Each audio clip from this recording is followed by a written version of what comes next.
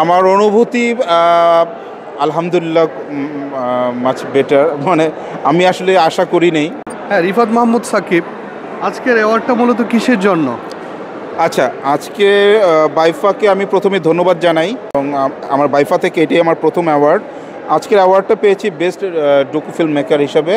Near পাস্টে আমি বেশ কিছু সাবজেক্টের উপর ডকুমেন্টারি বানিয়েছি। আমি ডেঙ্গুর উপরে বানিয়েছি, মেন্টাল হেলথের উপর বানিয়েছি, তারপরে হচ্ছে স্কিল ওয়ার্কফোর্সের উপর বানিয়েছি। তো এটা স্কিল ওয়ার্কফোর্সের উপরে পেয়েছি, খুব ভালো লাগছে।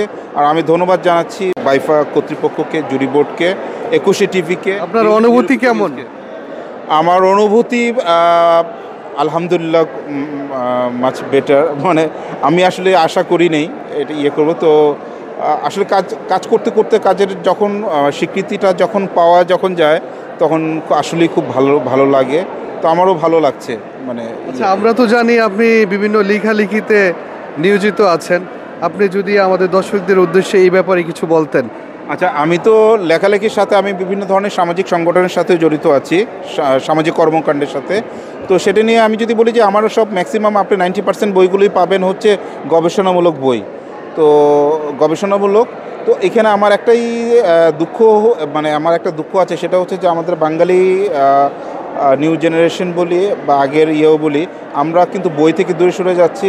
আমরা এই যে গবেষণামূলক বইগুলো পড়তে চাই না, যেটা বিদেশে দিলে, অ্যামাজনের প্ল্যাটফর্মে দিলে যেটা সেখানে সেল হয়ে যাচ্ছে, কিন্তু ওয়ারেস আমাদের বাংলাদেশে সেটা সেলের পরিমাণ খুবই কম। তো আমরা ইনফরমেশন গ্যাদার করতে চাই না। আমাদের বাচ্চাদের কিছু জানার যে ক্ষুধাটা, সেটা আমরা মোবাইলের মাধ্যমে দেওয়ার চেষ্টা করছি। সেটা আমরা বইয়ের মাধ্যমে হোক বা মোবাইলেও কিন্তু ভালো কন্টেন্টের মাধ্যমেও কিন্তু সেই ইনফরমেশনগুলো দেওয়াতে পারি, বাট সেটা আমরা দিচ্ছি না। তো যাই হোক, আমি সেই দিকে আর গেলামই না।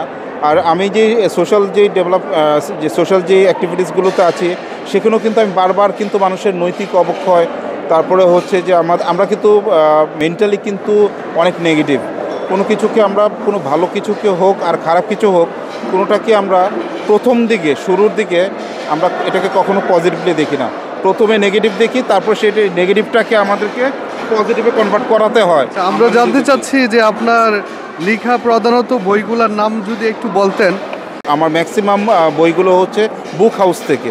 তো এখানে আমি এগুলো রুফটপ নিয়ে কাজ করেছি, যেটা হচ্ছে ছাদ কৃষি, যেটাতে আমি বোঝাতে চেয়েছি এইবারে বইমেলায়, যেটা ছাদ কৃষি, নট ছাদ বাগান।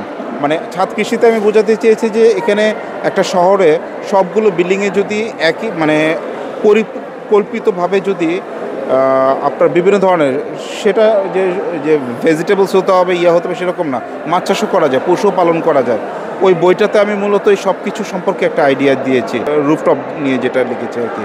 তার বইগুলো এখন বর্তমানে কোথায় পাওয়া যাবে? আমি জানি আপনার বইগুলো প্রত্যেকটাই ভালো। রকমারিতে পাওয়া যাবে, তারপরে বুক হাউসে যোগাযোগ করলেও পাওয়া যাবে।